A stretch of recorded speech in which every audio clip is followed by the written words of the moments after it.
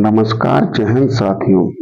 आज हम जानेंगे सुप्रीम कोर्ट के सुप्रीम फैसले के बारे में, जिसमें उसने कहा इलेक्ट्रल बॉन्ड को तुरंत रद्द किया जाता है। यह अभी हाल ही की खबर है। हम जानेंगे इलेक्ट्रल बॉन्ड क्या है और इसे क्यों रद्द किया गया है, इसके बारे में भी हम जानेंगे। Electoral bond. सुप्रीम कोर्ट ने चुनावी बॉन्ड योजना को रद्द कर दिया है। सुप्रीम कोर्ट ने इलेक्टोरल बॉन्ड स्कीम की वैधता को चुनौती देने वाली याचिकाओं पर गुरुवार को अपना फैसला सुनाया। शीर्ष अदालत ने चुनावी बॉन्ड योजना की वैधता को चुनौती देने वाली याचिकाओं पर सुनवाई करते हुए कहा कि काले धन पर अंकुश लगाने के उद्देश्य से सूचना के अधिकार का उल्लंघन उचित नहीं है।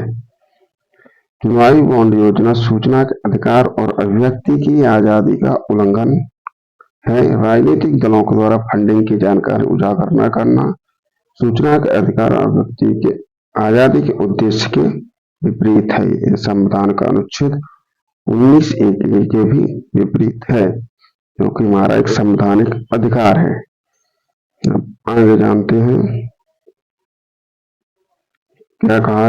31 मार्च तक चुनावी बॉन्ड का डेटा साझा करने का निर्देश दिया है सुप्रीम कोर्ट ने। सुप्रीम कोर्ट ने कहा कि कोर्ट ने चुनावी बॉन्ड तुरंत रोकने के आदेश दिए हैं। अदालत ने निर्देश जारी कर कहा कि state bank of India (SBI) चुनावी बॉन्ड के माध्यम से अब तक किए गए योगदान के सभी विवरण 31 मार्च तक चुनाव आयोग को दे। साथ ही कोर्ट ने चुनाव आयोग को निर्देश दिया कि वह 13 अप्रैल तक अपनी वेबसाइट पर जानकारी साझा करेगा। 13 अप्रैल तक का निर्देश दिया है सुप्रीम कोर्ट ने। आगे देखेंगे चुनावी बॉन्ड को रद्द क्यों किया है। सुप्रीम कोर्ट ने कहा चुनावी बॉन्ड योजना अनुच्छेद 19(1) का उल्लंघन है। कोर्ट ने इसे असंवैधानिक माना है। सुप्रीम कोर्ट ने चुनावी बॉन्ड योजना को रद्द कर दिया।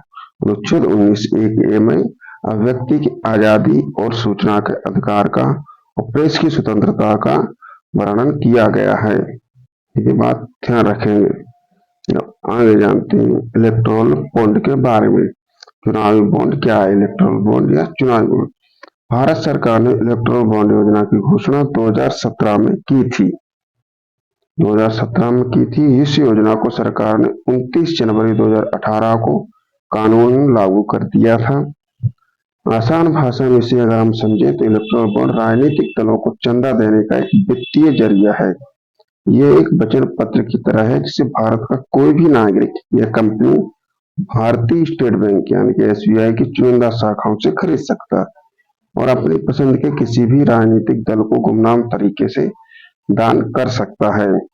तो इसके आगे जानेंगे। इलेक्ट्रल बॉन्ड को ऐसा कोई भी दाता खरीद सकता है जिसके पास एक ऐसा बैंक खाता है जिसकी KYC की जानकारी उपलब्ध है। ध्यान रखें, जिसकी KYC की जानकारी होनी चाहिए। इलेक्ट्रल बॉन्ड में भुगतानकर्ता का नाम नहीं होता है। योजना के तहत भारतीय स्टेट बैंक की निर्दिष्ट शाखाओं से 1000 रुपए, 10,000 रुपए, 1 लाख रुपए और 10 लाख रुपए और 1 करोड़ रुपए में से किसी भी मूल्य के इलेक्टोरल बॉन्ड खरीदे जा सकते हैं। वो 1000 की श्रेणी में ही होंगे। आगे जाने चुनावी बॉन्ड्स की अवधि केवल 15 दिनों की होती है, जिसके दौरान इसका इस्तेमाल सिर्फ जनप्रतिनिधित्व अधिनियम के तहत पंजीकृत राजनीतिक दलों को, यहाँ शब्द लगा सिर्फ, इसका है कि जनप्रतिनिधित्व अधिनियम के तहत पंजीकृत राजनीतिक दलों को दान देने के लिए किया जा सकता है। केवल उन्हीं राजनीतिक दलों को इलेक्टोरल बॉन्ड के जरिए चंदा दिया जा सकता है जिन्होंने लोकसभा या विधानसभा के लिए पिछले आम चुनाव में डाले गए वोटों का कम से कम 1% वोट हासिल किया हो।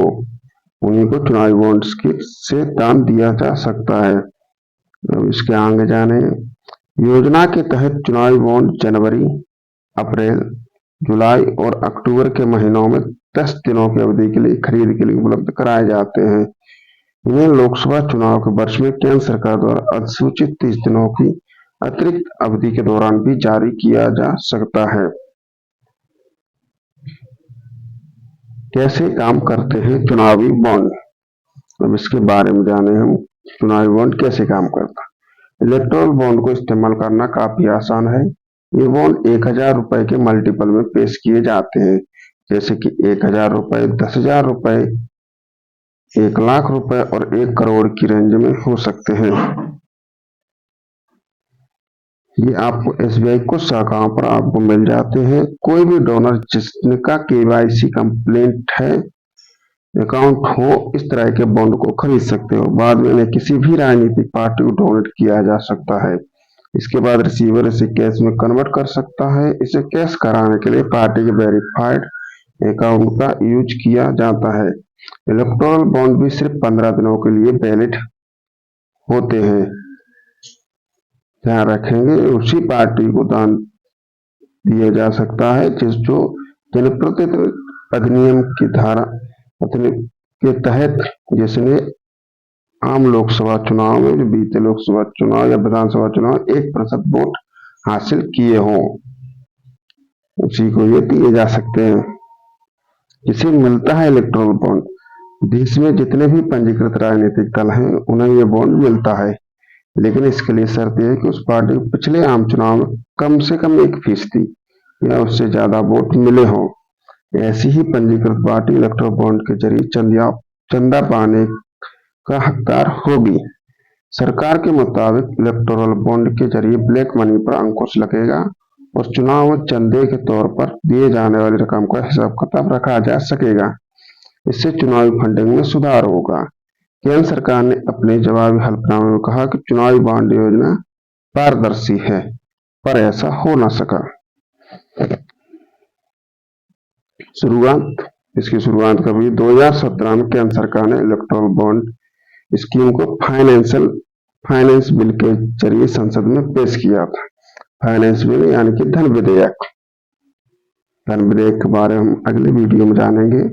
संसद से पास होने के बाद 29 जनवरी 2018 को इलेक्टोरल बॉन्ड स्कीम का नोटिफिकेशन जारी कर दिया गया। इसके जरिए राजनीतिक दलों को चंदा मिलता है।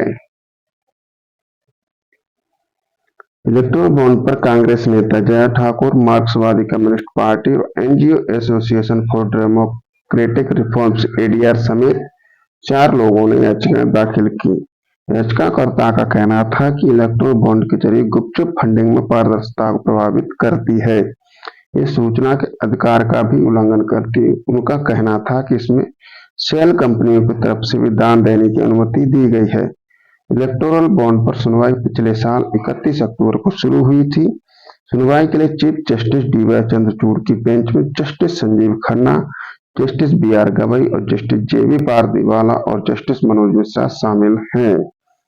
अगले वीडियो हम जानेंगे शेल कंपनियां क्या होती है। इसी के साथ धन्यवाद। जय हिंद।